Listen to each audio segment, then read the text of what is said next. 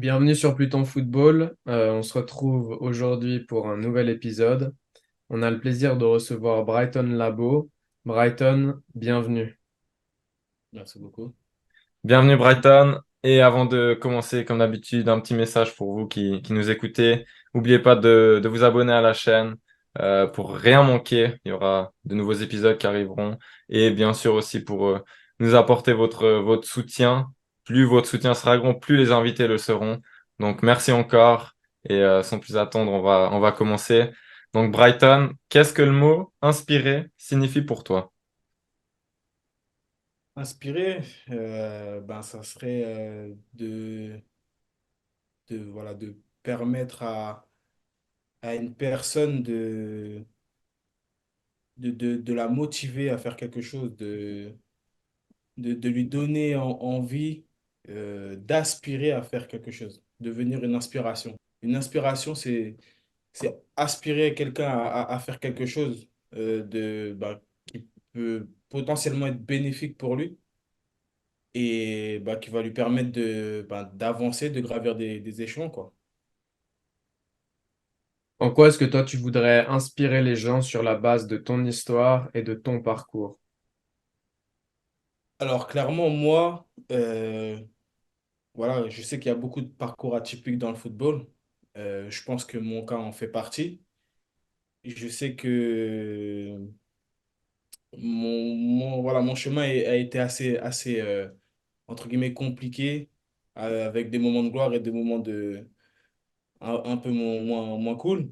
Mais le message que je veux faire passer aujourd'hui à travers mon histoire, c'est qu'il faut jamais abandonner parce que avec de la persévérance et beaucoup de travail, on arrive toujours à atteindre des niveaux où on s'attendait peut-être même pas à s'y retrouver au moment opportun, quoi. Donc on va commencer maintenant par parler justement de tout ça, de ta carrière, de ta vie jusqu'à aujourd'hui. Et on va repartir un petit peu de la base justement. J'aimerais que tu nous racontes un petit peu ton enfance, comment s'est passé tes débuts dans le foot, etc. On va dire jusqu'à tes 15 ans, on va dire. Pour avoir déjà une vue globale jusqu'à tes 15 ans avant de pouvoir avancer sur la Alors, il faut suite. savoir que j'ai commencé, de base, j'aime beaucoup plusieurs sports différents. Bon, j'ai commencé avec, entre guillemets, plusieurs sports, mais le sport que je kiffais beaucoup à l'époque, c'était le judo, Mhm. à cause de la légende française David Doué. Et j'ai commencé dans le judo, euh, et ensuite, il y a eu aussi l'inspiration de mon père qui a lui joué au football aussi. Et à partir de ce moment-là, très jeune, je tapais déjà dans un ballon très très jeune et voir mon père aller à l'entraînement quand il m'emmenait de temps en temps, je pense que c'est de là que mon amour pour le football a réellement commencé. Donc ouais, je crois que j'étais très très jeune, hein. J'avais 3 4 ans quand vraiment je voulais commencer à jouer au foot. Même il y avait le judo, parce que en fait, j'aimais pas le froid quand j'étais plus jeune. Donc, le but, c'était de pouvoir faire un sport, de m'amuser. Et pendant un moment, j'ai alterné entre les deux. Et ensuite, j'ai commencé à lâcher le judo pour le football. Et très vite, j'ai réussi à me distinguer. Il faut savoir qu'à la base, j'étais gaucher. J'étais gaucher et c'est très bizarre à dire, mais à l'époque, j'étais dans une équipe où il y avait trop de gauchers. On était trop de gauchers. Il fallait faire une sorte de sélection. Je vais jamais oublier cette histoire. Et au final, il fallait que certains travaillent de leur mauvais pied. Et depuis ce jour-là, moi, je suis devenu droitier. Ça, c'est Je dis marrant. pas que mon pied gauche est nul, mais la finalité, voilà, j'ai fini par devenir droitier. C'était au Racing Club d'Arpajon, dans le 91. Et voilà, hein, j'ai fait mes classes là-bas, du moins mes débuts de football, c'était là-bas. Ensuite, très vite, le meilleur club du département, entre guillemets, qui est le CS Bretigny, m'a repéré. Et j'ai très vite été là-bas aussi. Je crois que j'avais dans les alentours de 7 8 ans.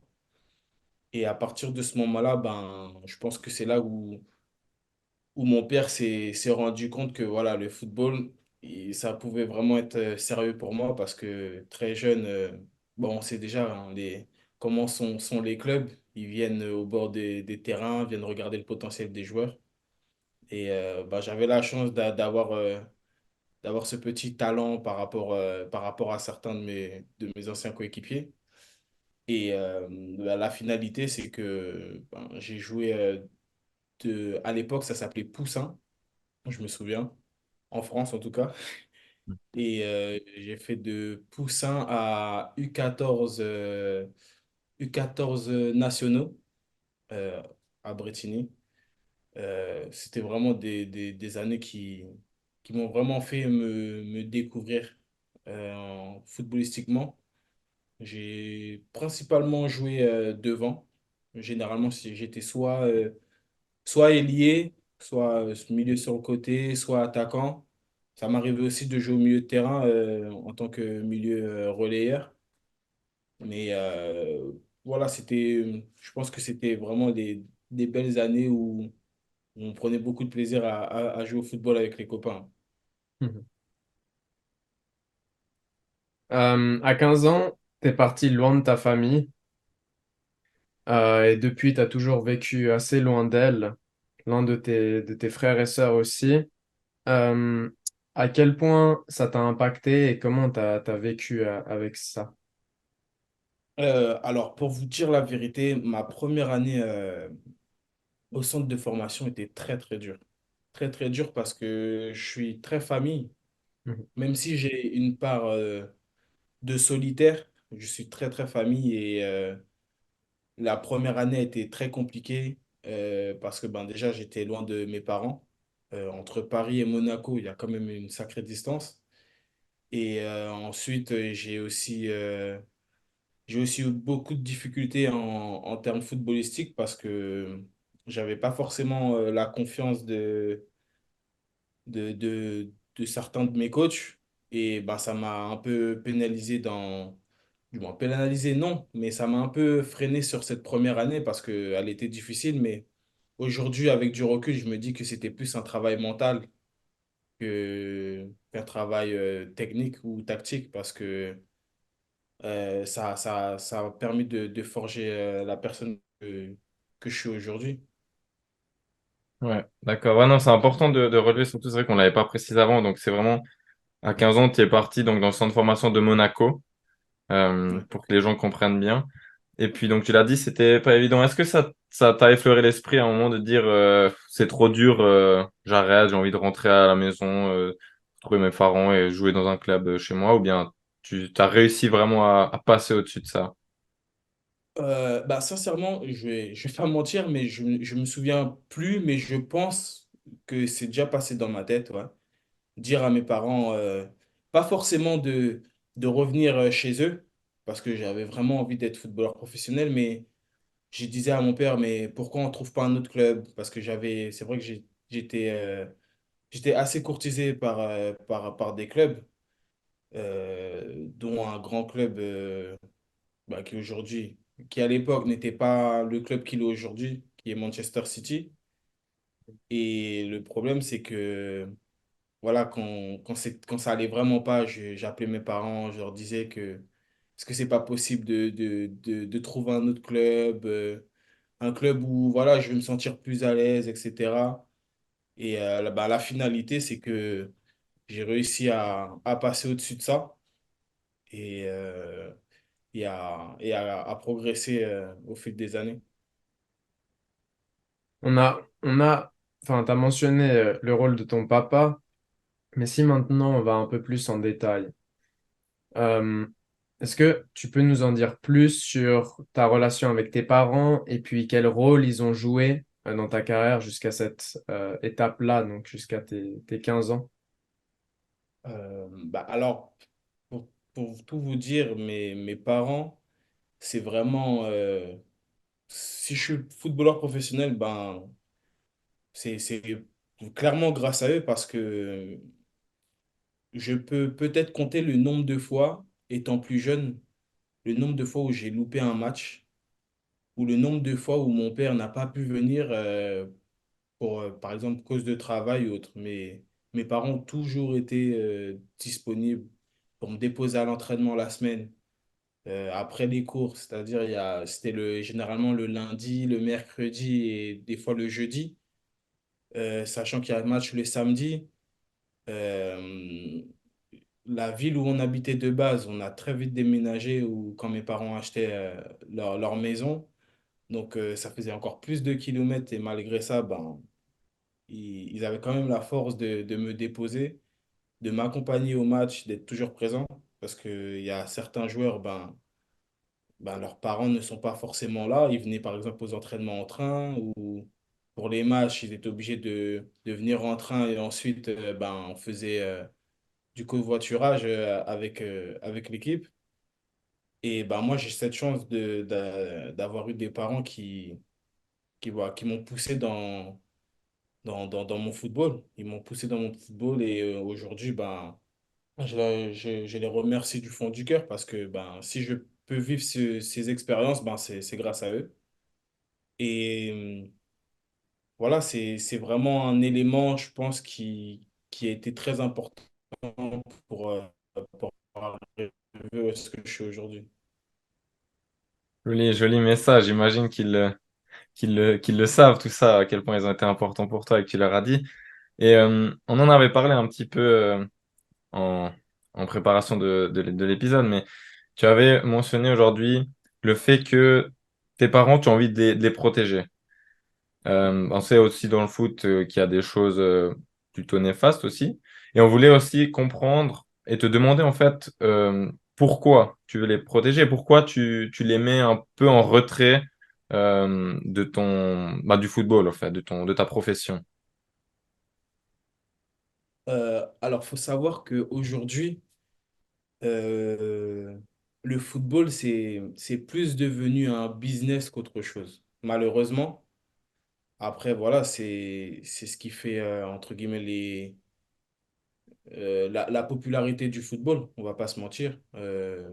Beaucoup de supporters, beaucoup de fans, et surtout aussi le monde des agents. Et moi, je veux protéger mes parents par rapport à ça parce que bah, pour moi, c'est comme leur rendre l'appareil, en fait. Toutes les années où dans le froid, ils m'ont emmené à l'entraînement avec la fatigue, après le travail, faire des allers-retours, etc. Euh, Ils ont déjà leurs problèmes au quotidien. Je voulais pas j'ai vite compris que je voulais pas leur infliger un problème supplémentaire dans un domaine qu'ils ne maîtrisent pas forcément. Parce que là, ils n'avaient pas non plus. Ils ont aucune clé en main concernant le football parce que ben, les dirigeants de club, etc., ils vont pas calculer, savoir si tu es le père de un tel ou un tel. Aujourd'hui, on le voit un peu plus, ben, peut-être par rapport à Mbappé ou Adrien Rabiot qui utilisent leurs parents comme conseillers. Mais c'est rare, il y a très peu de joueurs qui ont leurs parents comme conseillers. Parce il faut connaître le football pour pouvoir progresser dans ce domaine. Et le truc, c'est que ben, dans le passé, j'ai eu des problèmes, entre guillemets, avec des agents qui m'ont dit clairement, je me suis clairement dit, après ces problèmes, euh, ma mère qui dort pas parce qu'elle sait que je ne suis pas bien, le fait d'être au courant un peu de tout, ça m'a, j'ai mis de vie pardon, j'ai vite mis un frein parce que la santé mentale de mes parents était trop importante. Je préfère juste qu'ils viennent. qu'ils sachent que je suis bien, euh, même si c'est pas le cas, mais en tout cas qu'ils me voient entre guillemets épanoui de faire ce que je fais. Et eux, ils viennent juste me regarder, voir faire mon match et ils sont contents en fait. Parce que la contrainte du footballeur mental, ça touche déjà le joueur, mais ça touche son entourage. Et je pense que l'entourage a déjà assez de problèmes comme ça, entre guillemets, euh, pour pouvoir en rajouter d'autres. Je pense que avec ce que j'ai vécu dans le passé, je pense avoir les épaules assez larges pour pouvoir affronter mon travail, en fait, mon domaine professionnel. Et aujourd'hui, depuis que j'ai réussi à mettre voilà, cette barrière entre mon travail et mes parents, et ça va beaucoup mieux. Ça va beaucoup mieux parce que même en termes de choix, etc., par moment, je pouvais peut-être faire des choix par rapport à la fierté de mon père, savoir si mon père était fier que je joue là ou là. Euh, Inconsciemment, on ne se le dit pas, mais il y a aussi le côté financier qui peut jouer. Le but d'un parent, c'est de se dire, mais moi, je veux que mon fils soit à l'abri. S'il y a plus d'argent à tel endroit ou que dans ce club-là dans ce club-là, je préfère qu'il aille dans le club où il y a plus d'argent. Mais ce n'est pas forcément le meilleur pour le joueur. Le club qui a plus d'argent, peut-être que le joueur va se sentir moins bien. Le cadre de vie sera peut-être moins bien, même s'il aura plus d'argent, peut-être qu'il dans le club où il aura moins d'argent, peut-être qu'il jouera mieux. Et la finalité, voilà, moi j'ai préféré les sortir de ce contexte parce que clairement, voilà, je pense que c'est mon travail, c'est à moi de gérer cette situation. Et puis après, en amont, si c'est possible de pas les concerter, mais je pense que quand c'est possible de leur parler de quelque chose de conclu, qui sera peut-être potentiellement fait dans les heures à venir ou dans les jours à venir par rapport à un transfert ou autre, à ce moment-là, ouais, je leur en parlerai pour qu'ils aient justement cette satisfaction et pas, en gros, qu'ils m'aident à choisir et qu'au final, eux, ça les empêche de dormir. Et moi, ça se trouve que moi, je suis serein dans mon lit pendant que eux, ils sont en train de dormir et du moins, essayer de dormir et ça leur trotte à la tête de se dire, c'est quoi le meilleur choix pour notre fils? Donc, Ah, au final, c'est pour ça que j'ai décidé de les mettre un peu de côté à ce niveau-là. Aujourd'hui, il y a des personnes qualifiées pour ça. Il faut les utiliser et il faut juste laisser les parents voir leur fils s'épanouir sur un terrain. j'allais dire, c'est une démarche vraiment intéressante parce que il y a deux aspects aussi importants, je pense, à souligner là-dedans. C'est la première démarche qui est d'essayer de les protéger, comme tu as dit, de ce monde.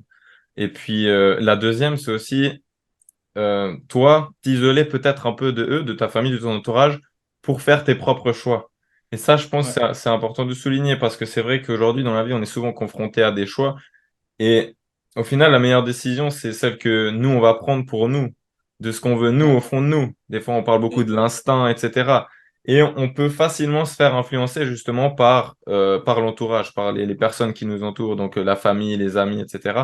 Et je trouve aussi la démarche intéressante dans le sens là où toi, tu t'isoles de ça pour pouvoir prendre ta propre décision et réfléchir à ce qui est vraiment le mieux pour toi et pas forcément pour tes parents. Et ça, je trouve que c'est vraiment intéressant et intelligent de ta part et quelque chose dont on ne parle pas forcément souvent. C'est vrai. Après, pour dire la vérité, ce n'est pas contre mes parents parce que je pense qu'ils regarderont le podcast. Mais quand je les ai un peu écartés justement de ce monde, parce que mon père, avant, je prenais pas une décision sans mon père. Et, malheureusement, une fois que je l'ai un peu mis de côté par rapport à ce monde-là, et que j'ai pris les décisions par moi-même, par ma volonté, et tout de suite, ma carrière, elle a commencé à monter, peut-être pas comme je voulais, mais il y avait déjà une bonne progression, quoi, une bonne marge de progression.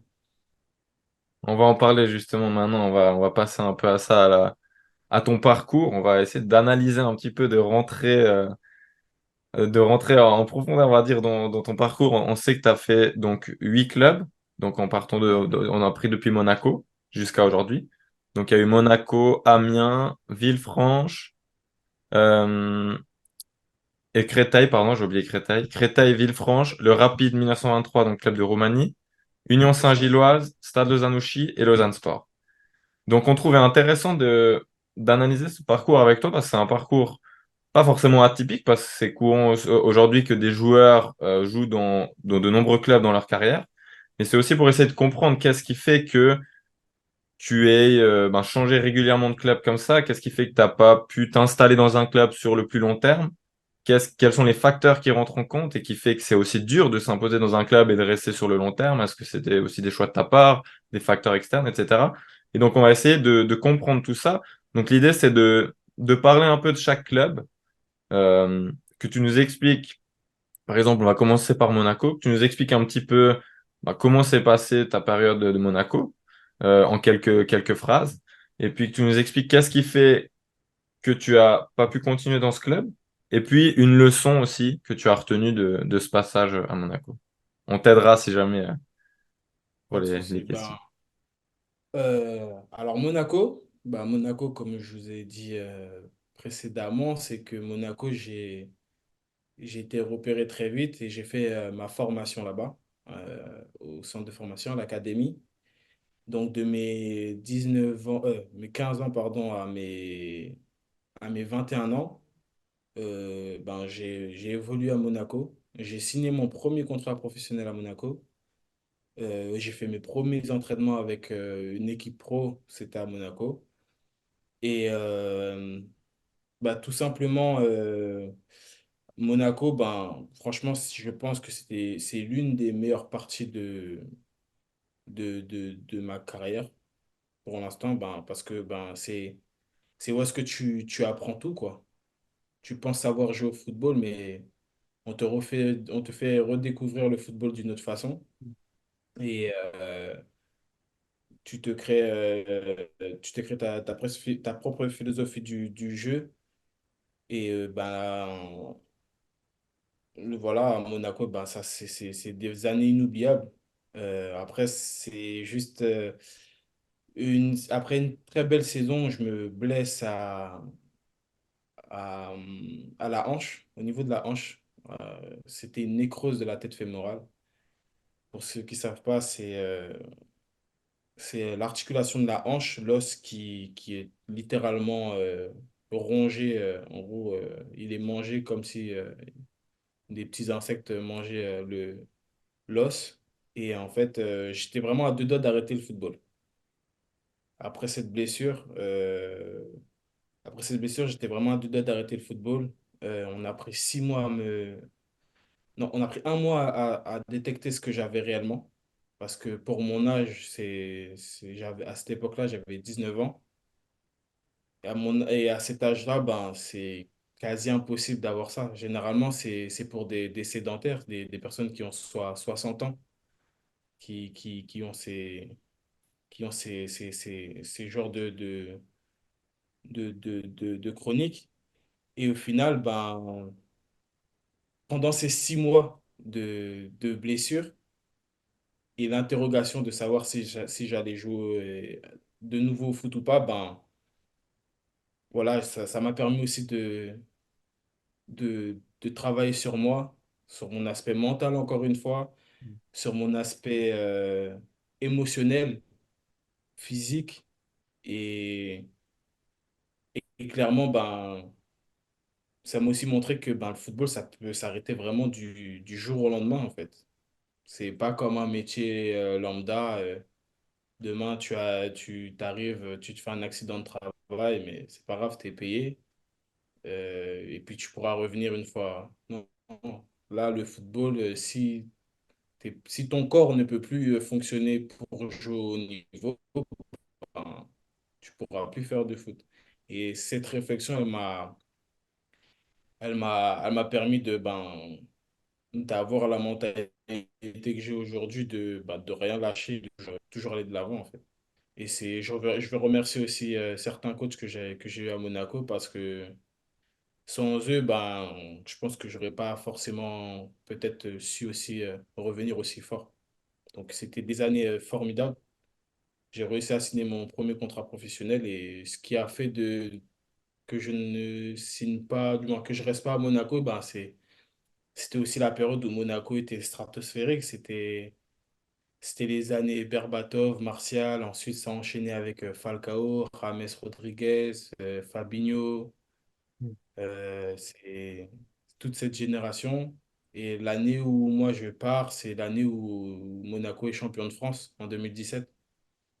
Et voilà, faut dire une vérité. Ouais, il y a des moments où c'est pas encore ton moment pour t'imposer dans ce genre de club. Et ben là, Monaco était trop fort. C'était un niveau beaucoup trop pour moi à ce moment-là. Donc voilà, j'ai préféré partir de base pour signer à Amiens en Ligue 2. En Ligue 2 pour faire mes armes. Mais la finalité, c'est que vraiment, je crois que c'était ma dernière semaine, même pas, c'était mes 3 derniers jours sur Monaco. Et c'était le dernier match d'Amiens en Ligue 2. Et j'étais avec des cousins et j'apprends qu'Amiens monte en Ligue 1 sur un but à la 96e minute. Et au final, voilà, je signe à Amiens en étant un joueur de Ligue 1. Et ça se passe plutôt bien hein, sur le début à Amiens. J'ai, Ça m'a permis aussi voilà, de m'entraîner plus régulièrement du moins, plus souvent avec une équipe de Ligue 1. À la finalité, il y a eu de très bons joueurs aussi, de très très bons joueurs. C'était un groupe jeune, ambitieux, avec certains joueurs d'expérience pour apporter leur touche. Après, malheureusement, ça m'a permis aussi de faire mon premier match en Ligue 1 contre le PSG, le jour de la présentation de Neymar. Mhm. Donc, c'est un jour inoubliable. Et Ah, ensuite, et ensuite j'ai été un peu absent. J'ai un peu disparu des radars parce que voilà. Qu'est-ce qui te fait par moments quitter un club ou ne plus forcément jouer? C'est les choix de certains coachs. Soit les choix de certains coachs. Euh, il y a des coachs. Le coach que j'ai eu à cette époque-là, ne m'avait dans ses plans sans m'avoir dans ses plans. J'étais mêlé à des problèmes entre guillemets politiques dans le club. Donc, ça a un peu joué en ma défaveur. À ce moment-là, pour parler un petit peu des agents légèrement, mes agents n'ont pas forcément fait les choses adéquates pour que je puisse jouer. Donc à ce moment-là, au mois de janvier, j'ai été prêté à Créteil contre ma volonté. Contre ma volonté. Donc je fais 6 mois à Créteil, mais Créteil, c'est pareil, c'est un club en difficulté qui avait besoin certes de joueurs pour les faire gagner, mais moi je pars du principe où les joueurs sur le terrain, ils ont beau faire ce qu'ils veulent. Si là-haut, les dirigeants, etc., ils sont pas soudés entre eux, et le club ne va pas avancer en fait. Et c'est ce qui s'est passé. C'est ce qui s'est passé. J'ai eu 6 mois très difficiles à Créteil. Donc, je préfère même pas. En fait, il n'y a rien à dire parce que je crois sur les 6 mois, il y a eu à peu près peut-être 14 15 matchs. On a fait une victoire, peut-être un ou deux nuls et sinon, c'était que des défaites. Euh, Mais est-ce Après, qu'il y a quand voilà, même j'ai quelque chose appris. que, je vais dire, est-ce qu'il y a quand même quelque chose que tu peux retenir? C'est vrai que là, on a passé bon déjà à Monaco, Amiens, où on voit que tu arrives, donc en Ligue 1, etc. Tu fais tes débuts. Là, il y a Créteil, c'est difficile, mais est-ce qu'il y a quand même des choses que tu retiens vraiment de ces passages, même si des fois on a l'impression qu'il n'y a rien de concret, rien de bien, même des choses qui sont peut-être négatives à la base peuvent t'apporter quelque chose sur le plan même humain. Est-ce qu'il y a quelque chose que tu retiens de ces moments difficiles ou de ces passages? Bah, ce que je retiens vraiment, c'est d'avoir le mental. Parce que si t'as pas le mental, tu peux vite te retrouver à faire tout et n'importe quoi. Parce que t'es jeune, t'as un peu d'argent, t'as plus d'argent que les jeunes de ton âge. Tu roules déjà avec une très bonne voiture. Euh, les filles savent que tu es footballeur, donc ils peuvent t'accoster plus facilement. Donc, si t'as pas le mental, tu peux vite tomber dans ce genre de bêtises. Et, et moi, c'est clairement ça, hein. Ça a encore fait travailler mon mental. Ça a fait travailler mon mental. Que ce soit à Amiens, par rapport au fait que le coach ne veuille pas me donner ma chance ou à Créteil, ben, d'arriver dans un contexte compliqué. Ben, ouais, c'est l'enseignement positif que j'en tire de mes deux passages de mes passages à Amiens et à Créteil, c'est vraiment ça, c'est le mental. Le mental parce que tu peux être bon comme tu veux. euh, si au-dessus on te dit, ben, c'est moi qui choisis, si tu joues pas, tu joues pas.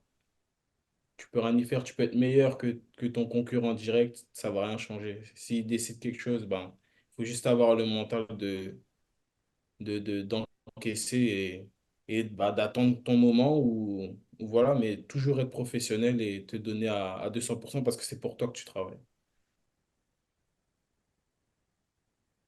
Ensuite, tu vas au Rapide 1923. C'est Euh, la... Avant, il y a Franchement, Villefranche. Pardon, ouais, t'as le deuxième prêt. Ouais. Je t'écoute tellement profondément que je perds le fil. Pas Euh, de souci. bon alors, voilà, tu peux nous parler un petit peu de Villefranche aussi, mais Bah, Villefranche, c'est pareil, j'arrive à Villefranche un peu en... Je vais pas dire que je voulais pas y aller, ça serait mentir, parce que j'avais envie de jouer, mais je pense que je pouvais peut-être mériter mieux. Étant donné que j'étais un joueur de Ligue 1, entre guillemets, je pensais avoir les capacités nécessaires pour pouvoir au moins avoir un prêt en Ligue 2. Ben, par défaut, mes agents n'ont pas réussi à me trouver ça. Donc, je me suis retrouvé à Villefranche. Et Villefranche, c'était une bonne expérience. Ça m'a permis d'avoir un peu plus de temps de jeu que je n'avais dans le passé, retrouver des sensations. Et ça m'a fait aussi grandir parce que voilà, j'avais aussi, par moments, je faisais aussi des petites erreurs de jeunesse. J'allais récupérer un collègue qui, lui, était en retard, ben, ça me mettait en retard alors que généralement, je suis quelqu'un que j'aime pas être en retard. Et ça me pénalisait. Donc, au lieu d'être titulaire, je me retrouve sur le banc. C'est beaucoup de petits trucs comme ça. Donc, ça m'a aussi permis de sélectionner aussi les choix, on va dire, extra-sportifs. Mais sinon, dans l'ensemble, oui, ça a été un bon prêt. Ça a été un bon prêt. Il y a eu une partie de la saison où j'ai un peu moins joué. Mais c'est pareil, je me suis accroché, j'ai continué à travailler. C'était peut-être pas ma meilleure saison en termes de stats, mais en termes de performance, je sais que j'ai été constant. Donc, c'était le principal, entre guillemets.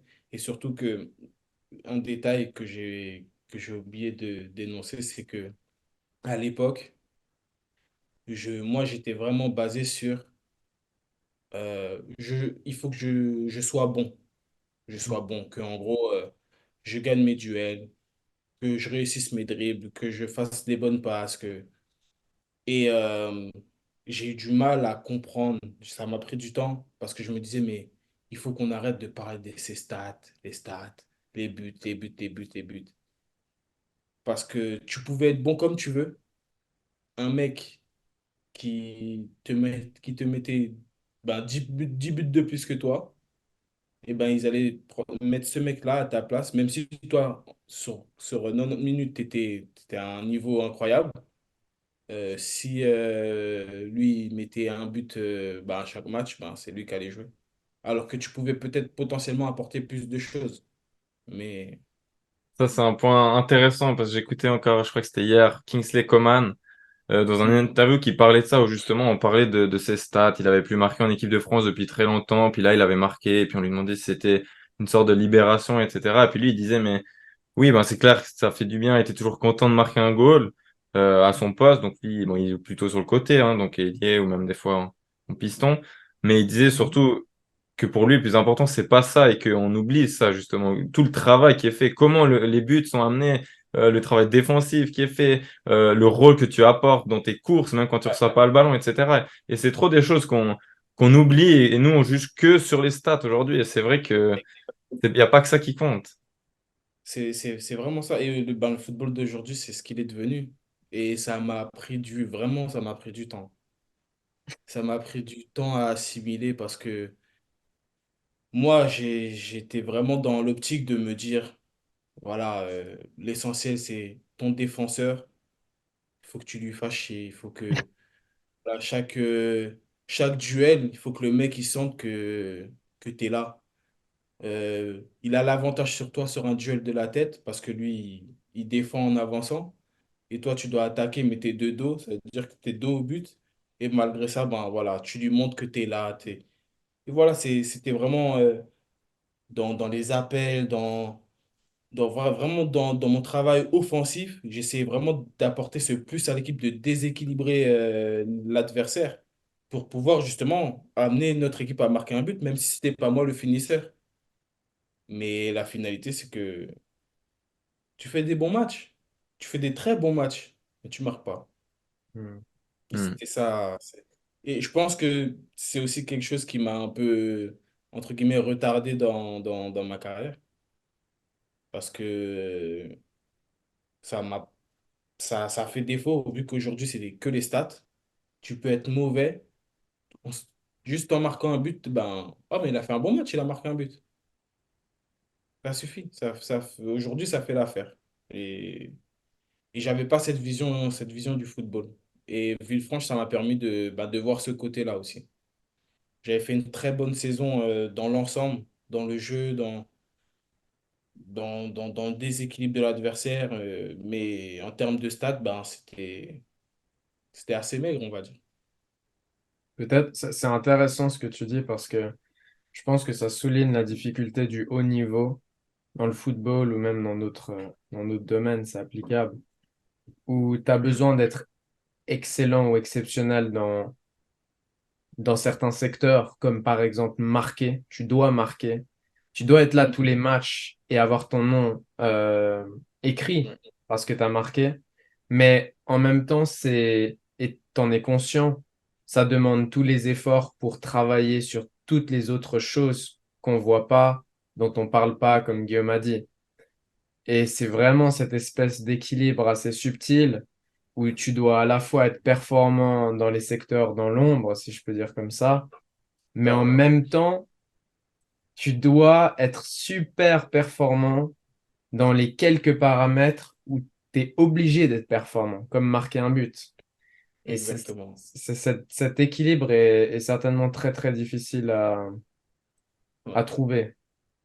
Bah, c'est pour ça que moi, j'en veux aux gens qui disent qu'on court derrière un ballon et on gagne des millions, mais c'est tellement de contraintes mentales, physiques. euh, c'est notre outil de travail. Notre corps est notre outil de travail et on est obligé de tout faire voilà, pour être, comme tu l'as dit, ultra performant chaque week-end, en fait. Ensuite, donc, on va continuer. Donc, il y a ton départ, justement, première fois que tu quittes la France et tu pars au Rapid 1923, donc en Roumanie. C'est ça, le Rapide Bucarest en Roumanie. Je sais plus exactement. Si, je crois que j'avais d'autres clubs aussi. en Belgique. J'avais, je crois, le Westerlo, si je dis pas de bêtises. Et j'étais vraiment, en fait, à partir de ce moment-là, j'étais arrivé à un moment de ma vie où j'en avais marre du football en France. J'en avais marre du football en France et j'ai dit, on nous respecte pas assez. On est des bons joueurs. Je dis on parce qu'il y en a beaucoup dans mon cas, mais qui n'ont, eux, pas pris le même chemin que moi. On nous respecte pas assez. Euh, on prend des joueurs étrangers pour les emmener en France et ils jouent devant nous alors qu'ils sont pas meilleurs que nous. Donc, je vais partir à l'étranger. À l'étranger, généralement, les Français réussissent mieux. Je vais me lancer à l'étranger et j'ai été au Rapid Bucarest. Euh, C'était vraiment, franchement, j'ai beaucoup aimé. J'ai beaucoup aimé au Rapid Bucarest. Très bonne qualité de vie. Euh, C'était un bon club qui était en reconstruction à cause de problèmes qu'ils avaient eu dans le passé.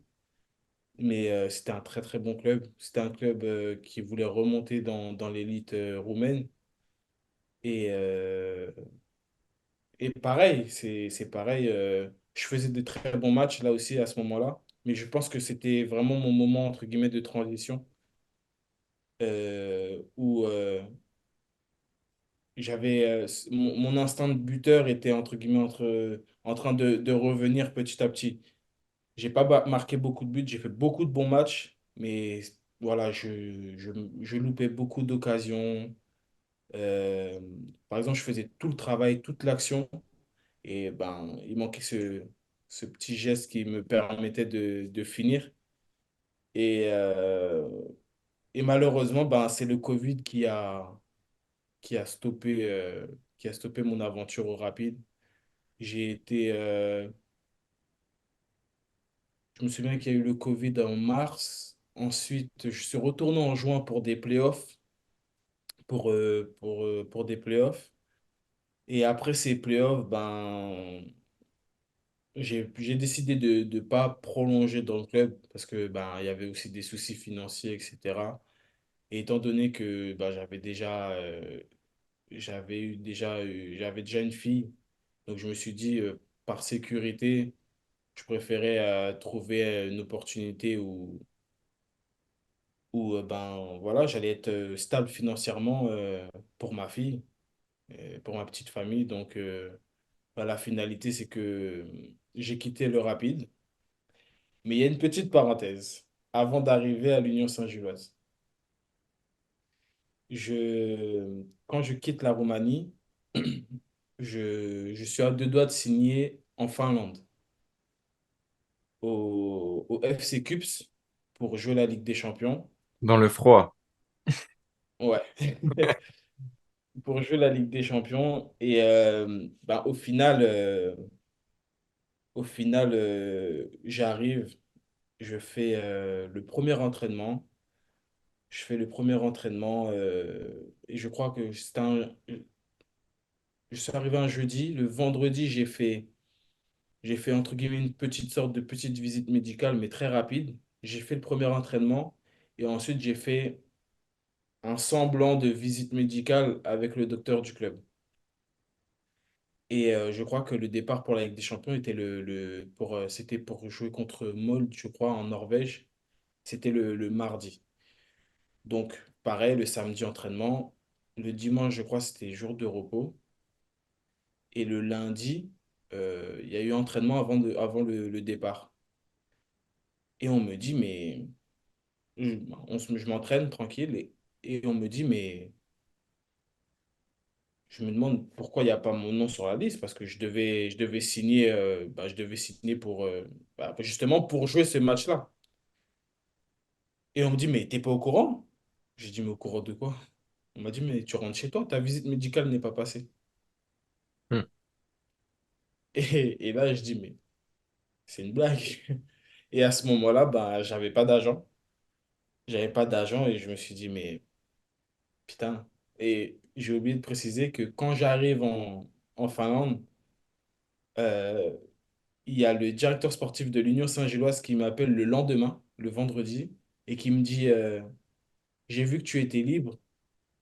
Ça te dit de venir jouer chez nous? Et à ce moment-là, je lui ai dit, bah, désolé, je viens d'arriver en Finlande, justement, je vais signer. Il me dit, ah, bah, c'est dommage et tout.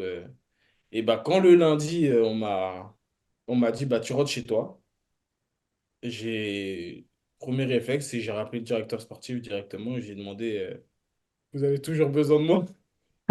Et à partir de ce moment-là, ils m'ont dit, oui, oui, oui, bah, on est très intéressés. Bah, si tu es d'accord, on se donne rendez-vous pour que tu puisses signer ton contrat.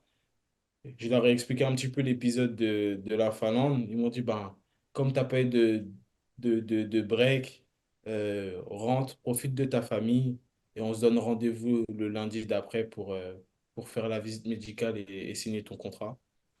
Et là, à ce moment-là, j'ai fait une vraie visite médicale avec des vraies machines, etc.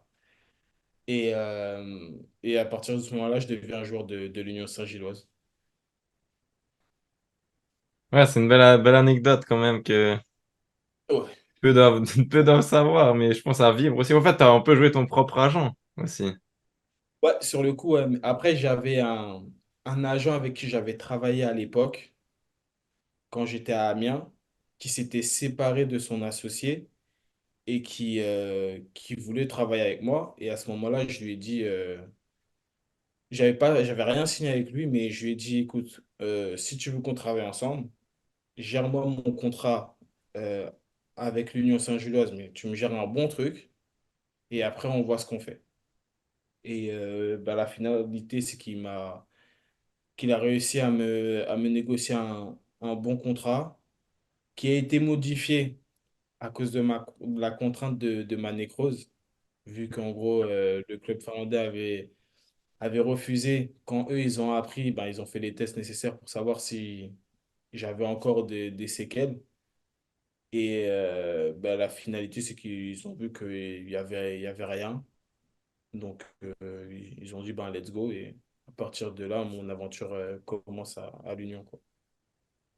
Je trouve aussi intéressant la façon dont tu as dit. Je sais pas, c'est pas forcément, je pense, comme ça dans tous les clubs, mais c'est un petit détail. Mais quand tu arrives, tu organises une réunion et tout, et puis le club voilà, te dit non, mais tranquille, rejoins ta famille, tu les as pas eu depuis longtemps avec cet épisode, etc. Enfin, je trouve que c'est des petites choses comme ça qui peuvent déjà créer un bon premier lien et qui te mettent plus à l'aise en face des gens et quand tu vas arriver dans le club. Et je trouve que c'est pas anodin.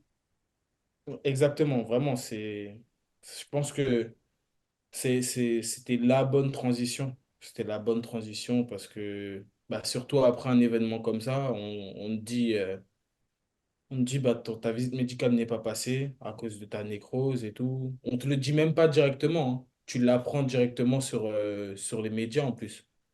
En Finlande, ça faisait des gros titres. Déjà, on m'a annoncé déjà comme The joueur. Et ensuite, directement, ben, il signe pas parce que. Et bah, en plus, si je dis pas de bêtises, c'est même l'Union Saint-Gilloise qui a vu le, le,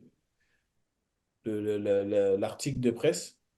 Et à partir de ce moment-là, ben, ils se sont dit, bon, ça doit être peut-être dur mentalement pour lui. On Mhm. va le laisser quelques jours et ensuite, on va le faire venir tranquillement. Ouais, mais ça montre aussi bah, l'empathie justement qu'ils ont eu. Et puis à l'inverse, moi, enfin, je trouve fascinant quand il y a encore ce genre de choses qui apparaissent même dans les tout gros clubs où le joueur apprend quelque chose sur lui via la presse et les médias et non par le club directement. Et ça, je trouve, Ouais, c'est aberrant, ouais, c'est pas normal. Et je pense que c'est dû à un manque on va dire, de communication où des fois on a peur, on n'ose pas dire les choses qui peuvent faire mal. C'est-à-dire, toi, te dire cash en face, ta visite, ben, c'est fini, maintenant ça s'est pas bien passé, tu viens pas. Enfin, la communication et tout, elle ouais, passe pas. c'est vraiment. Mais bon. Et puis le truc, c'est que dans tout ça, c'est que tu es tout seul. Tu parles pas forcément leur langue, donc tu es obligé de parler anglais. Mais il y en a qui parlaient pas forcément très bien anglais. Donc il y a beaucoup de quiproquos. Et bon, la finalité, je retiens le positif parce qu'au final, les quelques entraînements que j'ai fait, ça m'a permis de rester en forme pour Mhm. pouvoir signer à lui. Et puis donc, bon, il y a l'épisode de l'Union, on va essayer d'être peut-être un peu plus bref sur sur l'explication un peu juste pour finir bien sur ces clubs, parce qu'après, il y a encore des petites choses intéressantes auxquelles on a envie de parler avec toi. Donc, juste pour conclure là, donc si on part de l'Union Saint-Gilloise encore, donc t'es bien accueilli et c'est une année qui se passe plutôt bien pour toi. Oui, bon, j'étais pas titulaire, mais j'étais le super sub, mais qui était traité comme un titulaire.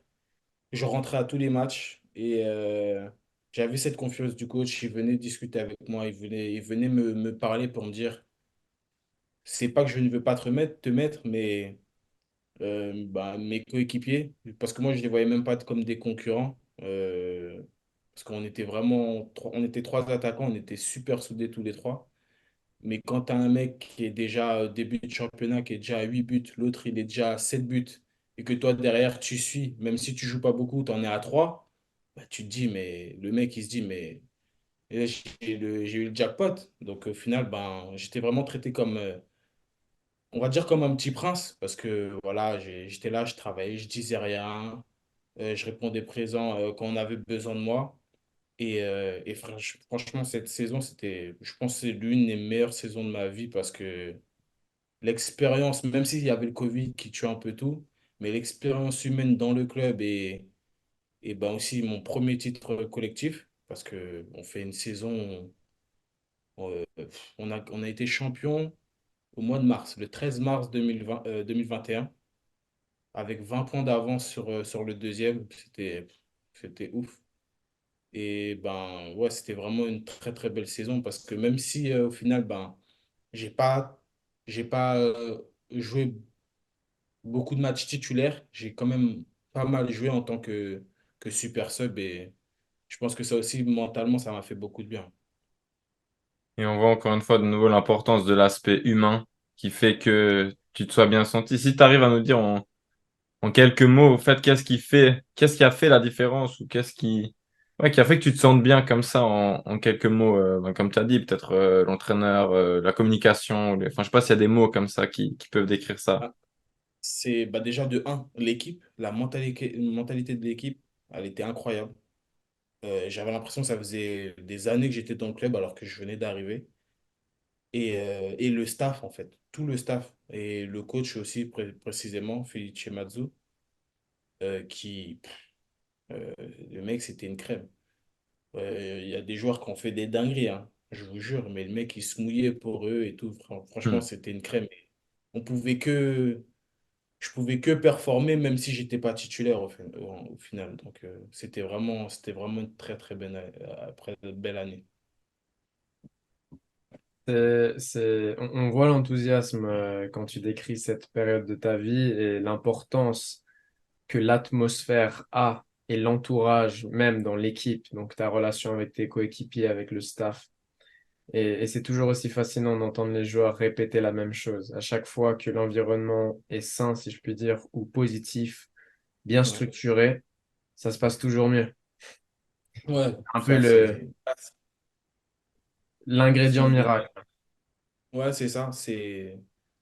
Bah, en fait, c'est bête à dire, hein. C'est peut-être exagéré, mais au final, entre guillemets, on voit plus nos coéquipiers, nos coachs, que notre propre famille à la maison. Mm. On est constamment avec les gens du club, on est tout le temps au club, donc au final, si n'est pas saine, c'est comme si tu te sentais mal chez toi et que tu devais rester à la maison avec ta femme alors que ça va pas. Mhm. Non, bah, c'est la même chose pour un footballeur dans son club, en fait. Si ça va pas au club, ben, je pense que sur le terrain, ben, ça va pas forcément bien aller aussi. Et là, il y avait tout pour que ça fonctionne. Magnifique. 14 victoires d'affilée, je sais même plus. On a Ouais, fait une série de 7 et une série de 14. ça aide aussi. Enfin, bon, c'est peut-être dans les deux sens, mais le fait que tu gagnes aide aussi ben, l'ambiance d'équipe et le fait que ça se passe bien. Ou peut-être l'inverse, le fait que ça se passe bien te permet de gagner. Je sais pas dans quel Ou ordre les deux c'était là. ensemble. Ouais, je pense que les deux ensemble, mais il y avait aussi quelque chose, c'est que je pense qu'il y avait aussi beaucoup de mecs qui avaient la même mentalité dans le sens où c'est des mecs qui voulaient pas perdre. Je me souviens, on avait fait un match nul. Le lendemain, il y a eu réunion dans le vestiaire. Les mecs, il faut qu'on se bouge le cul. Alors qu'on a fait match nul. Mhm. Et je me suis dit, ouais, putain, Ils ont je suis faim. arrivé dans un groupe de guerriers. Et au final, ben, après, on a eu le résultat. On a explosé tout le monde. Après, même si je suis parti, eux, ils ont continué à exploser tout le monde avec un groupe similaire avec quelques joueurs en plus. Mais c'est tombé. C'était vraiment une très, très belle année. Pour parler de la suite, et comme Guillaume a dit, essayer d'être un peu plus succinct et aller à l'essentiel, disons, pour avancer. Tu signes au stade Lozanouchi. Tu termines cette saison-là meilleur joueur de la saison en Challenge League, pardon. Raconte-nous comment ça s'est passé. Bah, pareil, hein, je suis arrivé dans une équipe très familiale, très, très saine. Et bah, tout de suite, c'est sûr que c'est plus facile pour jouer au football, pour s'exprimer. Et il y avait aussi le coach qui était peut-être moins présent humainement, mais voilà, qui connaissait ce qu'il faisait. Il connaissait ce qu'il faisait, son football. Et je pense que c'est un peu l'aspect mental qui nous a un petit peu fait défaut sur ce groupe parce qu'on avait une très très belle équipe. Et je pense que cette saison-là, on aurait pu peut-être monter en Super League. Mais justement, les défauts les défauts de mentalité ont fait que par moment, on lâchait où est-ce qu'il fallait pas lâcher. Et ça nous a coûté des matchs, quoi. Mais c'était pareil. C'était une très très belle année au Stade Lausanne. Je finis troisième meilleur buteur du championnat cette saison-là. Et ben, à la fin ouais, je finis joueur de l'année en Challenge League. C'est juste incroyable. Donc, c'est, voilà, je sais pas comment résumer ça. En fait, je pense que c'est juste le fruit de mon travail qui a abouti, qui a abouti petit à petit. Je pense que tu as très bien résumé. Je voulais juste, de nouveau, assez brièvement, en quelques mots, revenir sur l'état d'esprit du groupe. Tu as dit, cette fois-ci, à certains moments, on lâche quand il faut pas Mm. lâcher. En comparaison avec l'Union Saint-Gilloise, typiquement, ça donne quoi en fait sur le terrain? Si tu rentres dans le vestiaire, il y a moins de prise de responsabilité individuelle et collective. C'est quoi les petits comportements comme ça qui changent d'un vestiaire à l'autre? Un vestiaire où tu n'es même pas satisfait d'un match nul, tu as faim, Mm. et l'autre vestiaire où tu abandonnes plus vite. Je pense que c'est l'expérience. Comme tu as dit, il y a aussi ce côté où manque de responsabilité de certains, mais à l'Union Saint-Gilloise, il y avait beaucoup de joueurs d'expérience. Il y en avait qui étaient très jeunes, mais qui avaient déjà fait pas mal de matchs. Mais sinon, c'était beaucoup de joueurs d'expérience. Et quand je suis arrivé à Lozanouchi, bah, il y avait beaucoup de joueurs qui, pour certains, c'était la première fois qu'ils jouaient en Challenge League. Pour d'autres, première fois qu'ils étaient dans un club pro, dans un groupe pro. Et un peu aussi on va dire, des soldats qui étaient en manque de confiance euh, par leur expérience du passé. Et justement, ben voilà, il y a aussi l'aspect où le coach me met pas, je boude. Hmm. Je boude. Normalement, c'est moi qui dois jouer, etc. Et ben, inconsciemment, c'est un peu d'impact parce que, par exemple, tu penses qu'il te met pas, boum, il te met, mais toi, tu t'es pas préparé mentalement. Donc, pendant le match, tu n'es pas forcément à ton meilleur niveau. Et au final, ben, tu vas faire une erreur, boum, tu vas commencer à tomber mentalement. Mentalement, tu vas plus suivre, tu vas moins. Les efforts que tu aurais peut-être fait si tu étais en confiance, ben, tu les fais pas parce que ben, tu t'es pas préparé. C'est plein de petits détails comme ça, en fait. Nickel. Je pense, en quelques mots, assez rapidement, c'était un bon rebondissement pour un peu comparer la situation et le vestiaire des deux équipes. Je te laisse, Guillaume, peut-être Ah, terminer pour sur conclure, ce. ben voilà, un peu l'état actuel, ton club actuel. Donc tu restes dans la même ville, mais tu changes de club et tu vas surtout ben, à l'échelon supérieur, donc en Super League, où tu rejoins le LS, le Lausanne Sport. Donc aujourd'hui, c'est la deuxième saison que tu es là-bas. première année, donc tu avais fini, tu étais dans le 11 type la saison passée et Golden Player de la SAFP, donc Association Suisse des joueurs de foot. Donc aussi une grosse première année. Donc tu continues un peu sur ta lancée où depuis l'Union Saint-Gilloise, ça s'est bien passé. Stade de Zanouchi, ça se passe bien. Première année ELS, ça se passe bien. Est-ce que tu peux nous expliquer aussi un petit peu la situation LS et comment tu te sens? Ben, alors, ben, quand je suis arrivé au LS, je pense que il y avait, pareil, j'avais beaucoup d'opportunités pour partir dans d'autres championnats. Mais je me suis dit justement, pour une fois, ben, j'avais cette possibilité de, même si je changeais de club, ben, de rester dans le même contexte. C'est-à-dire, je gardais mon logement, j'allais dans la même ville pour travailler. Donc, au final, je me suis dit, ben, je pense que c'est le meilleur compromis. Donc, j'ai signé au LS et je pense que c'est le meilleur choix que j'ai pu faire parce que au final, ben, comme je l'ai dit, j'ai gardé mon contexte, j'avais mes habitudes, j'ai gardé le même logement. Donc, la seule chose qui changeait, c'était mon trajet. Au lieu de faire 1 kilomètre de plus pour aller à la Pontaise, je fais 1 kilomètre de moins pour justement aller à la Tuilière. Donc, voilà, ça m'a beaucoup aidé parce que ben, j'étais déjà dans un contexte que je connaissais. Et puis c'est pareil, il y avait aussi la volonté du coach de m'avoir dans son effectif. Et quand tu as cette confiance du coach, que le groupe ne te connaît pas, mais apprend à te connaître et qu'il voit que voilà, tu es t'es un joueur performant et un mec voilà, qui n'est pas désagréable au sein d'un vestiaire, ben, je pense que ça facilite le tout.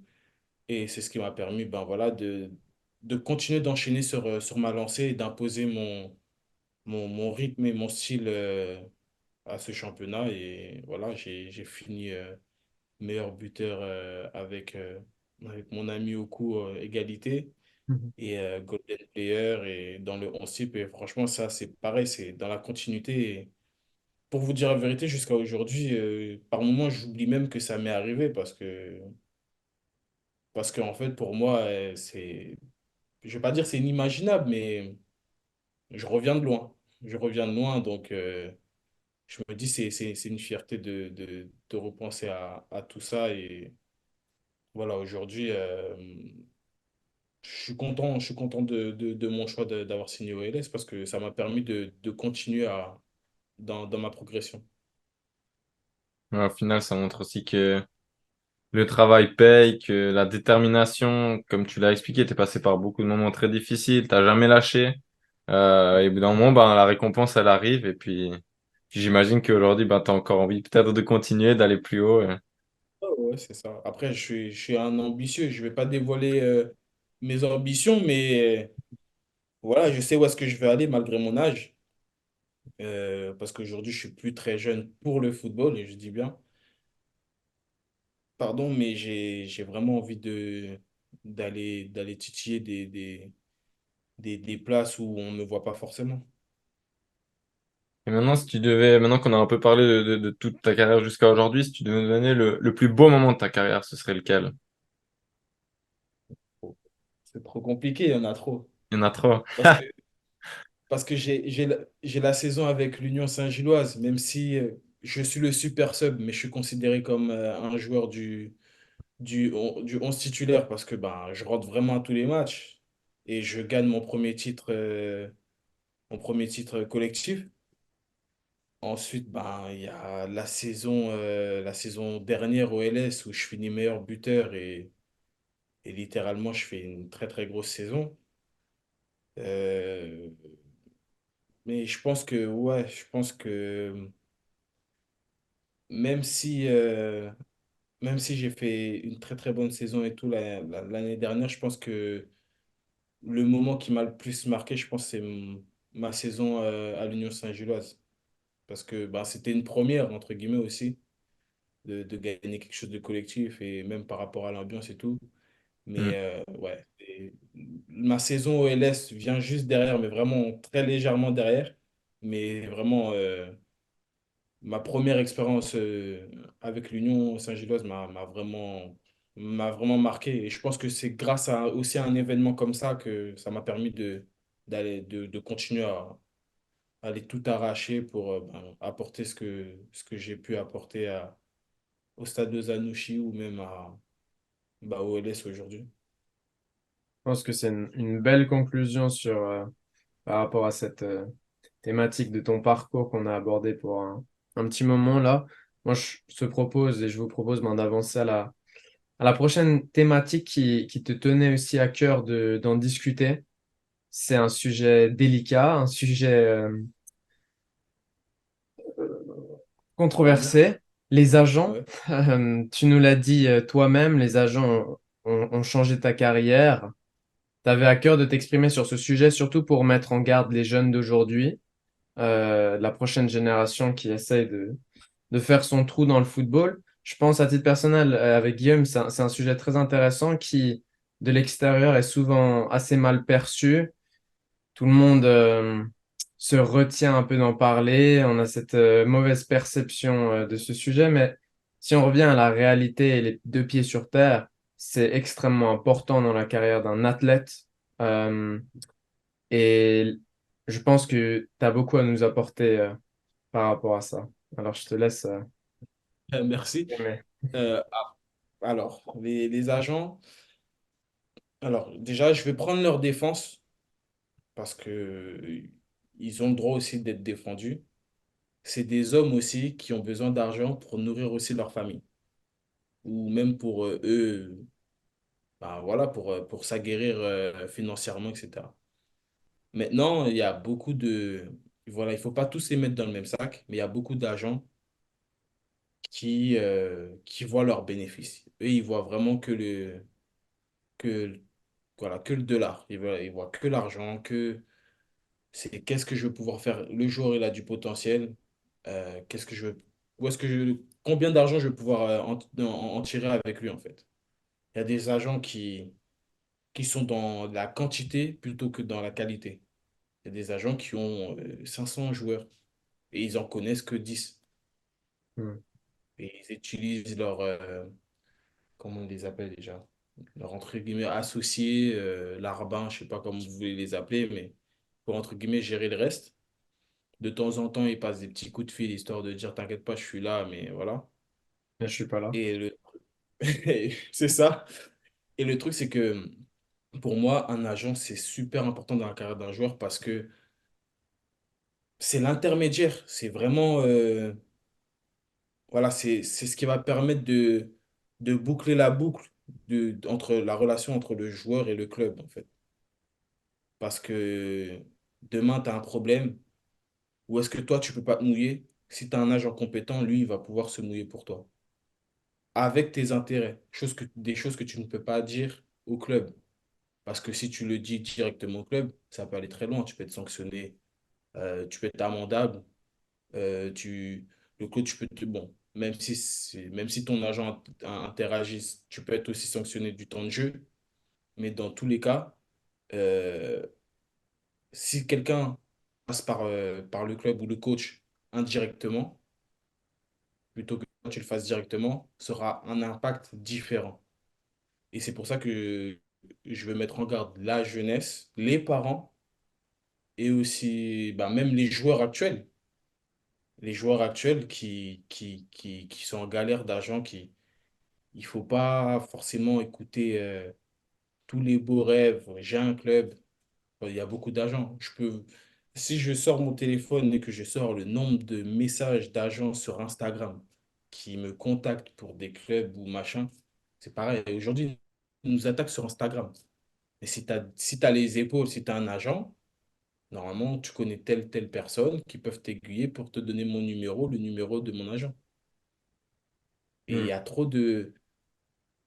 d'agents ou de pseudo-agents qui veulent manger, qui sont prêts qui sont prêts à tout pour se faire de l'argent, pour pouvoir manger. C'est ça le problème. Parce que un agent a trop d'influence sur la carrière, entre guillemets, d'un joueur aujourd'hui. Ce qui est important, je pense, de souligner aussi, c'est comme tu dis, c'est que il y a, on peut dire, deux catégories aussi d'agents, peut-être même plus, mais il y a les agents et il y a ceux qui veulent profiter des joueurs et qui s'inventent agents alors qu'ils ne sont pas forcément. On sait que maintenant, il commence à avoir pas mal de choses en place, tu as des examens à passer, tu dois avoir des diplômes officiels pour être agent, mais à un moment, tu pouvais te déclarer agent comme ça sans rien faire. Et donc, Exactement. c'est de ces gens-là aussi qu'il faut se méfier. Et après, dans la catégorie des agents, là aussi, ben, c'est clair que tu trouveras des agents plus compétents que d'autres, des agents qui vont t'accorder plus d'intérêt que d'autres. Mais c'est important, je pense, de, comme tu as dit avant, pas tous les mettre dans le même panier, mais de, voilà, juste de prévenir les gens que, voilà, comme tu dis, une méthode de passer par des réseaux sociaux pour approcher un joueur, c'est peut-être déjà un premier red flag sur un agent. Ouais, aussi. Ah bon, après, oui et non, mais de base, pour moi, oui. Pour moi, oui. Si tu m'envoies un message pour me demander quelle est ma situation, c'est que, mec, tu me connais même pas. Si, soi-disant, tu es intéressé par mon profil, c'est que tu connais un minimum ce que j'ai fait dans la saison, ou, tu vois, je sais pas. Mhm. Et, mais le problème, c'est que, comme tu as dit, aujourd'hui, il y a des diplômes, etc. Mais même malgré ça, il y en a qui vont s'efforcer à passer le diplôme, mais qui vont chercher juste à se faire de l'argent, parce que dans le football, il y a beaucoup d'argent aujourd'hui. Donc, moi, je pense le meilleur choix pour, une famille ou un joueur pour choisir son agent, c'est que l'agent ait la même philosophie que lui. C'est super important, en fait, que le mec pense comme toi, en fait. Et pas qu'il te dise non, mais c'est mieux que tu ailles là. Parce que non, il faut qu'il écoute ton point de vue et qu'il te dise oui, mais moi j'aime ça, mais j'aime pas ça. Mais après, et pas qu'il te force à faire quelque chose. Moi, aujourd'hui, avec mes agents, euh, je leur dis ce dont j'ai envie. Ils me disent ce dont eux, ils ont envie. On pose le pour et le contre. On voit les avantages et les inconvénients de chaque opportunité. Et à partir de ce moment-là, ben, voilà, la décision me revient à moi et pas à l'agent. Parce que beaucoup d'agents arrivent à influencer le joueur ou les parents ou ce que vous voulez, la personne qui est censée être le protagoniste. Et au final, ben, le joueur se retrouve dans un endroit où il veut pas. Et ben, la finalité, c'est il se fait striker parce que il est arrivé avec l'agent sur le biais d'un directeur sportif, alors que le coach, il connaît pas du tout le joueur, il a jamais vu jouer. Et ça arrive, hein. Ça arrive très souvent.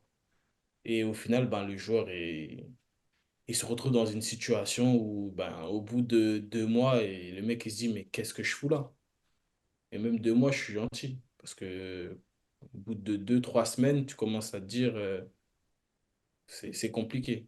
Et c'est vraiment ça. Il faut vraiment trouver l'agent adéquat pour qui nous identifie, où on se voit à travers lui. C'est dur, c'est très très dur à trouver. C'est très très dur à trouver, mais c'est important. Ou même s'il n'a pas la même philosophie que toi, juste se dire que le mec, il connaît son métier et qu'il ne va pas faire pour ses intérêts, mais pour les intérêts de son joueur. Il faut que son joueur se sente bien, qu'il Mhm. n'ait pas peur d'aller à la guerre pour lui, vraiment. Bien, Parce que, Pardon, ouais. dis-moi, Non, je pensais que tu avais terminé. J'allais dire, tu réponds presque ça bug à un ma peu. prochaine question. Tu m'as entendu? Oui, c'est bon. Moi, j'ai dit, excuse-moi, je te coupais, je pensais que tu avais fini, mais je- j'allais dire que tu répondais déjà à la prochaine question que j'envisageais de te poser, qui était de, comme tu l'as bien dit, quelque part prendre la défense des agents, hein, je vais être provocateur. Euh, c'est quoi pour toi un bon agent, en fait? Les deux pieds sur terre, quelles sont les qualités si tu devais lister, disons, attaquer le problème positivement et dire, voilà, sur la base d'un témoignage d'un joueur de haut niveau, qu'est-ce qu'un bon agent doit posséder comme qualité? Mais tu étais en train de justement répondre à cette question. La Et philosophie à encore, partager. euh, ouais, mais être... j'ai pas tout énoncé, hein, parce que je Exact. pense il y a aussi le fait, par exemple, un agent qui vient pas voir ses joueurs. ou son joueur, ou je sais pas combien de joueurs tu as, mais je suis désolé. Sur toute une saison, il y a à peu près entre 34 et 38 matchs que de championnat, sans compter les matchs de coupe. Comment, comment t'arrives pas à venir voir un match? C'est que tu t'en fous royal du joueur.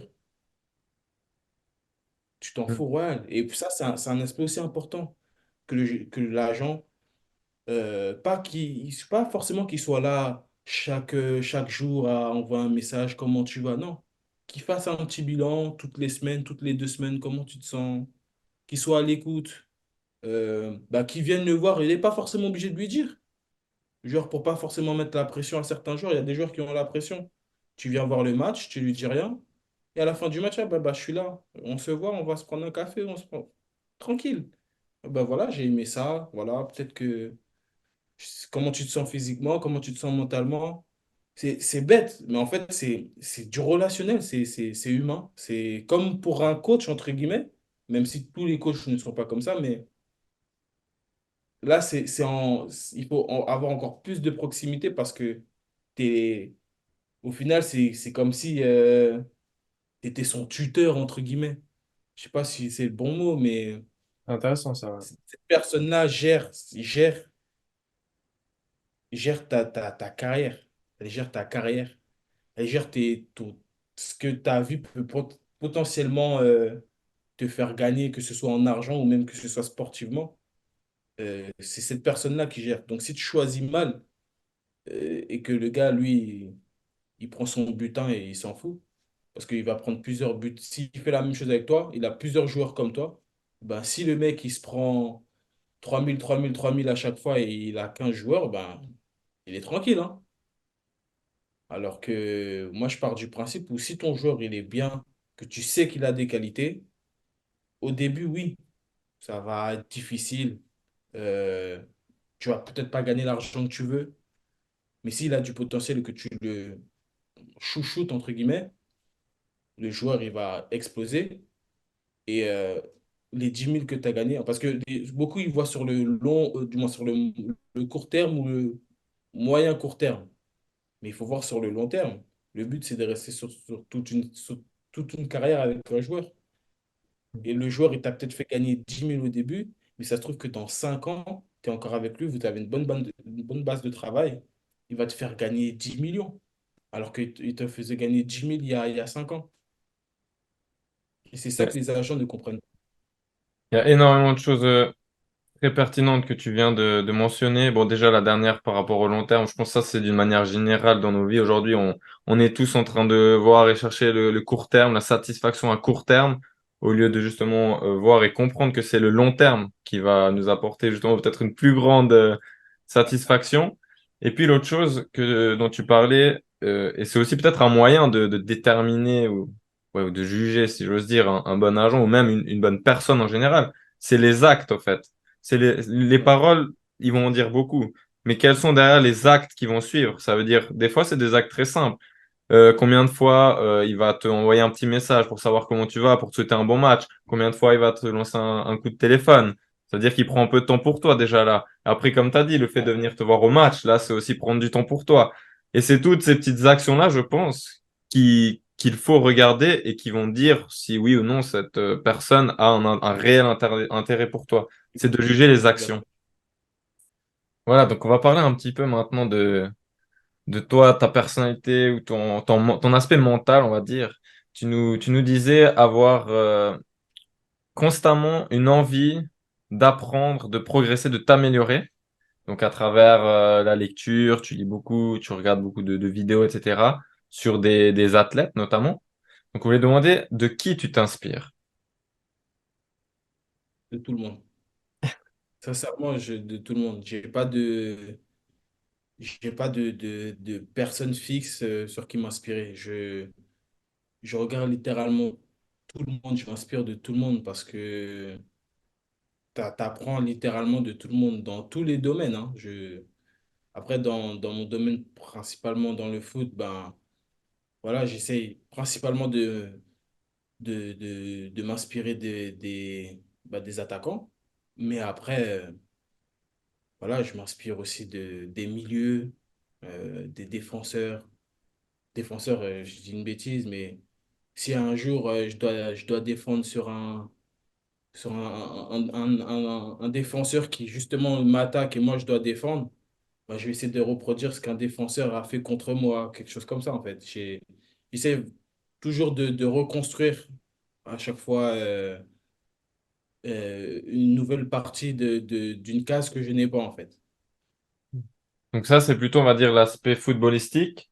Et maintenant, si on Ouais. prend plutôt l'aspect mental, ou donc notamment dans la lecture, typiquement, donc c'est pas, peut-être c'est pas forcément des footballeurs directement, mais c'est des personnes, comme tu as dit, ou des personnalités en général.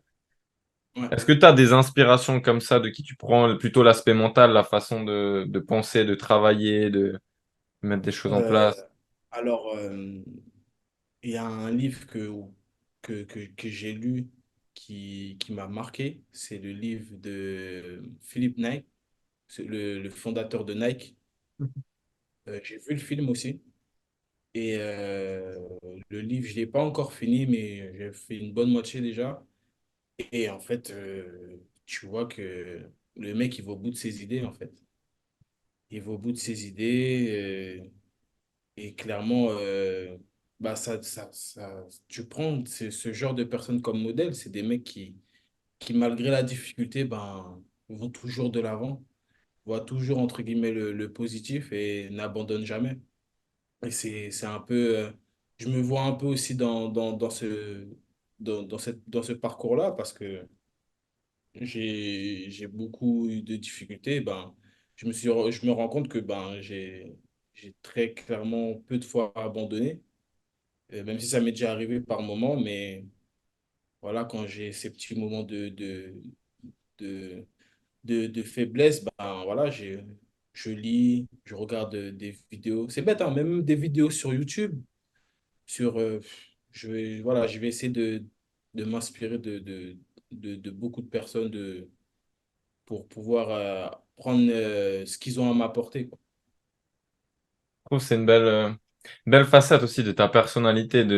C'est pas forcément donné chez tout le monde d'avoir cette envie de constamment apprendre et s'améliorer et progresser pour ben, te rapprocher aussi de tes objectifs, de tes ambitions. Et ça montre aussi toi à quel point ben, tu mets des choses concrètes en place pour ben, se rapprocher justement de tes objectifs. Donc c'est un beau trait de personnalité que tu as, je trouve. Ben, merci beaucoup. Merci beaucoup. Maintenant, pour transitionner sur une thématique encore un peu légèrement différente, mais qui te concerne évidemment énormément dans ta personnalité, toi en tant qu'humain, athlète. On parle aujourd'hui beaucoup de l'importance de l'image d'un athlète, Ouais. d'un joueur, typiquement certains joueurs qui utilisent Twitch pour se rapprocher de leurs fans, des fans, qui est notamment un but de développer l'image de l'athlète. Il y a aussi toutes tes publications, ton activité sur les réseaux sociaux, la possibilité de voir ta vie en dehors du terrain ou sur le terrain, des vidéos de lifestyle, euh, des choses comme ça. À quel point aujourd'hui, et surtout notre génération qui est tellement investie avec le digital, Ouais. à quel point c'est important pour toi aujourd'hui de développer ton image. C'est important au point où je pense que ça m'a aussi fait défaut dans le passé. Mais le problème, c'est que, entre guillemets, j'avais pas encore trouvé les bonnes personnes avec qui travailler pour ça, en fait. Et aujourd'hui, bah, je travaille avec le boss et, et, et en fait, voilà, on a la même mentalité, on sait, il sait comment représenter mettre mon image en avant, parce qu'on a à peu près la même philosophie. Et, et je pense que bah, aujourd'hui, c'est le bon moment, surtout après ce que j'ai pu montrer ces 3 dernières années. Je pense que c'était le moment aussi de me prendre en main à ce niveau-là, parce que les gens me connaissent ok, en tant que footballeur, mais voilà, ils ont peut-être aussi besoin de savoir ce que j'aime faire, ce que j'aime dans la vie en général. Et bah, c'était important de leur montrer, cette facette de moi parce que ben, justement, pour revenir à ce qu'on disait au début de vidéo, bah, ça fait partie aussi de l'inspiration. Et même s'ils vont peut-être pas tout prendre chez moi, ben, je pense que je peux apporter quelques, quelques éléments qui pourront les aider à, ben, à établir ben, quelque chose chez eux qui pourront les inspirer pour avancer, quoi. J'allais dire avant, on te demande quelles sont tes inspirations, qui t'inspire. Et puis là, en fait, c'est la question concrète de comment est-ce que toi, tu vas inspirer les autres, par quels moyens. Et typiquement, c'est ça, ben, développer ton Ouais, image, participer à des conversations comme nous aussi, on essaie de faire et qu'on a le plaisir de t'accueillir aujourd'hui. Donc, Ouais, non, et puis merci par beaucoup. rapport à ça, c'est vrai que c'est comme tu l'avais dit au début de notre discussion quand on voulait mettre cet épisode en place, c'était vraiment de dire j'ai envie justement de m'ouvrir un peu, que les gens me connaissent un peu plus. C'est aussi ça qui va aussi rapprocher les gens de toi. Et puis aussi ça qui aide aussi dans le développement de l'image, qu'aujourd'hui, je trouve qu'on reste aussi beaucoup souvent en surface où c'est vrai qu'on aime bien les jolies choses, les jolies photos de matchs, etc. Mais d'aller vraiment au-delà, je pense que c'est là aussi que tu vas pouvoir inspirer les gens. Quand on s'exprime aussi, on inspire. Et c'est aussi un peu pour ça qu'on a pu faire ça avec toi aujourd'hui et que tu étais motivé. Donc voilà, Oui, c'est vraiment. merci pour l'invitation encore, mais oui, ça en fait partie, ça en fait partie. Parce qu'après, déjà, de base, je suis quelqu'un de très discret. Voilà, j'essaie de... Avant, ce que je faisais, c'est que même si on ne pouvait pas forcément me connaître dans la vie de tous les jours, mais moi, dans la défaite comme dans la victoire, j'essaie toujours, après les matchs, de rester, prendre du temps avec les supporters, signer des autographes pour les jeunes, pour ceux qui veulent aussi, pour même des adultes. Parce que même, il y a même des pères, des parents bah, qui sont contents parce que on, on prend le temps d'aller vers eux.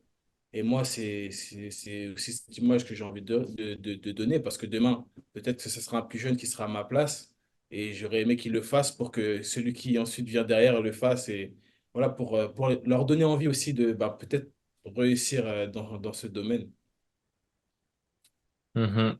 c'est c'est une belle conclusion, Brighton. On allait un peu se marcher dessus avec Guillaume pour réagir, mais bon, je prends le lead, mais est-ce que, bah, pour revenir à toi et finir ce petit chapitre très brièvement, euh, en tant que personne, comment tu te décrirais en 3 mots avant Oula. d'entamer les questions de fermeture? Euh, en 3 mots, 3 mots, pas plus, pas moins. franchement, franchement, je sais pas. Je suis pas du genre comment dire, à m'auto-critiquer, entre guillemets, dans cet aspect-là. Voilà, c'est plus Euh, l'idée de te dire, de te dire comment tu es vraiment en tant que personne, tu vois. Nous, on a déjà un aperçu, vu que là, maintenant, ça fait un moment qu'on discute, etc. Comment toi, tu te définirais? Est-ce que tu te considères comme quelqu'un de calme? drôle, Enfin, il y a plein de qualités ou de choses qui peuvent te définir, tu vois. je vois. Bah, quand on me connaît très bien, je suis drôle. Enfin, je pense être drôle, C'est calme. Et le dernier, c'est travailleur. déterminé. Mhm. Magnifique. Alors, bon, on adorerait continuer cette conversation encore bien longtemps. Malheureusement, il y a aussi un peu de logistique qu'on a respecté, notamment les batteries qui sont pas vivables jusqu'à l'infini. Donc, je vais juste bah, lancer ces questions de fermeture qu'on a toujours l'habitude de faire sur le podcast.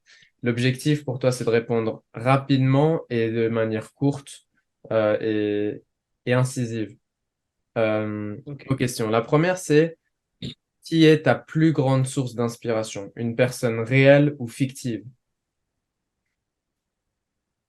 Thierry Henry. Intéressant. C'est dommage parce que maintenant, on peut pas rebondir, nous, sur Ouais, maintenant, les j'ai envie règles. de... Les règles, Ouais, elles font qu'on peut. Ouais. exact. Ok, Thierry À Henry. toi. Quelle est la plus grande leçon que tu as apprise dans ta carrière ou dans ta vie? euh, que tout peut s'arrêter du jour au lendemain et qu'il faut profiter du moment présent. Qu'est-ce que le football t'a apporté en tant qu'homme? La joie, Quels sont les secrets du succès selon toi? la détermination, le travail et la persévérance. Quel conseil donnerais-tu au Brighton qui a 15 ans? Fais les bons choix, mais continue de travailler. Et la dernière question pour conclure. En une phrase, quel est le message que tu aimerais que les gens retiennent de ton passage sur Pluton Football? Euh, Soyez vous-même, n'abandonnez pas vos ambitions ou vos rêves et persévérez dans votre travail pour atteindre vos objectifs.